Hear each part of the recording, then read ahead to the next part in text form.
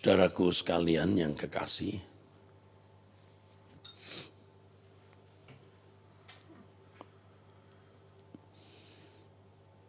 satu hal yang sulit diterima, tetapi ini hukum, tatanan yang tidak bisa dibantah, tidak bisa disangkali, tidak bisa ditukar. Manusia dalam konteks hidup umat perjanjian baru, ya, umat pilihan maksud saya, harus memilih menunjukkan dirinya ke surga 100% atau tidak sama sekali. Dulu saya pikir tidak demikian. Jadi sementara kita menjalani hidup seperti manusia lain menjalani hidup, lalu menunggu mati, setelah mati masuk surga. Itu pikiran sesat, pikiran yang salah. Tatanan hukum itu adalah seseorang menunjukkan diri ke surga sepenuhnya 100% atau tidak usah sama sekali.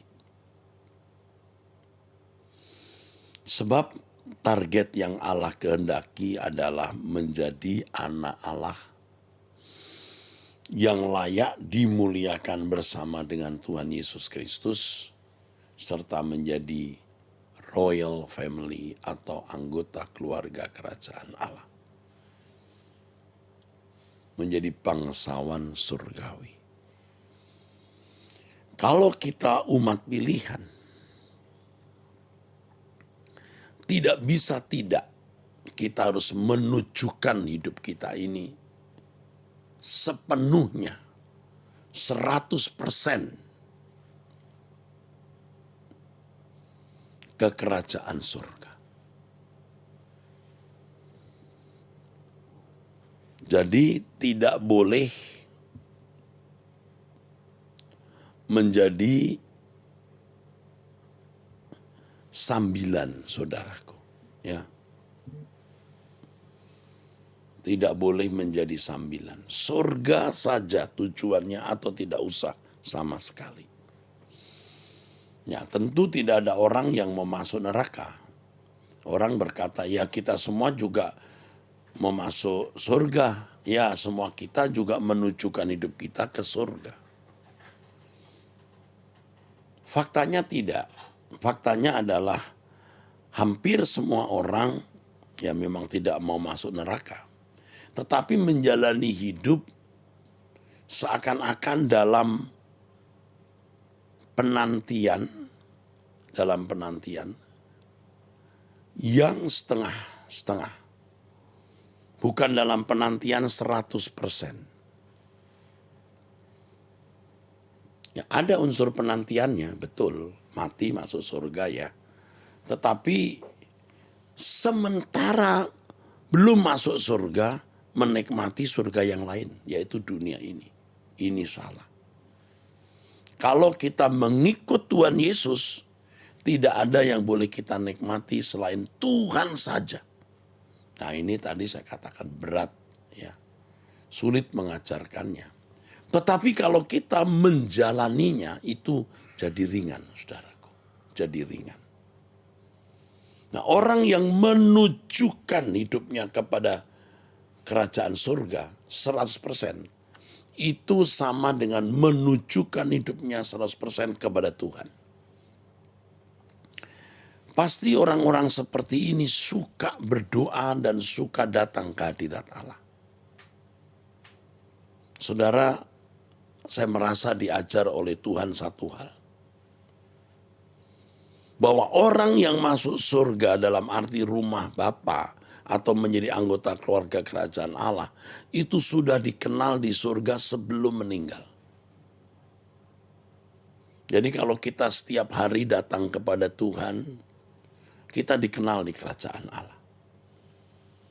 Tapi bukan berarti orang berdoa itu datang kepada Allah, karena banyak orang sebenarnya tidak datang kepada Tuhan. Dia hanya berdoa, mengucapkan kalimat doa, tapi tidak berdoa.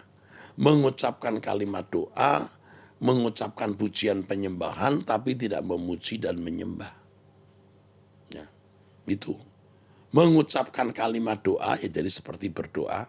Memuji menyembah Allah, tapi sebenarnya tidak berdoa. Dia hanya mengucapkan kalimat doa. Dia hanya mengucapkan pujian penyembahan, tapi tidak memuji dan menyembah. Orang kalau mau memuji dan menyembah Tuhan itu harus tidak ada lagi yang dihargai dalam hidup ini selain Tuhan. Baru penyembahannya masuk ke ruang suci Allah.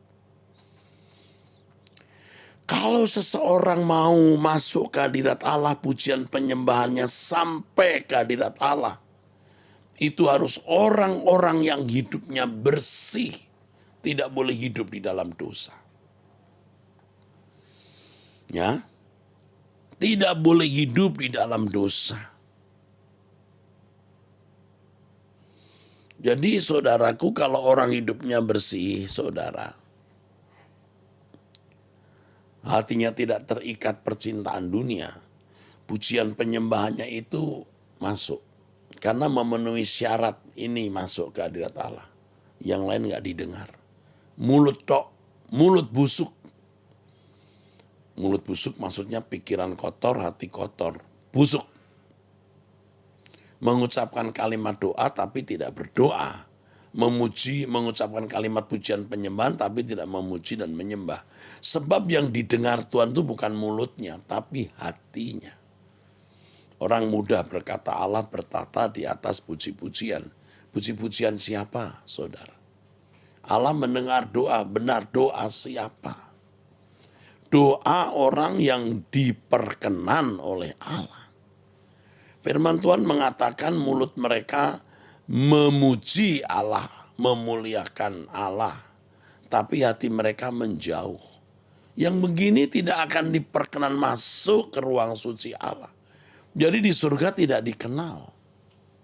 Yang dikenal orang yang hatinya bersih, hatinya tidak ada kenajisan, kebencian, dendam, hatinya bersih, hatinya tidak terikat percintaan dunia, baru pujian penyembahannya masuk ke dalam tahta ruang suci Allah, masuk di hadapan tahta Tuhan, saudara. Nah itu dikenal oleh kerajaan, oleh surga.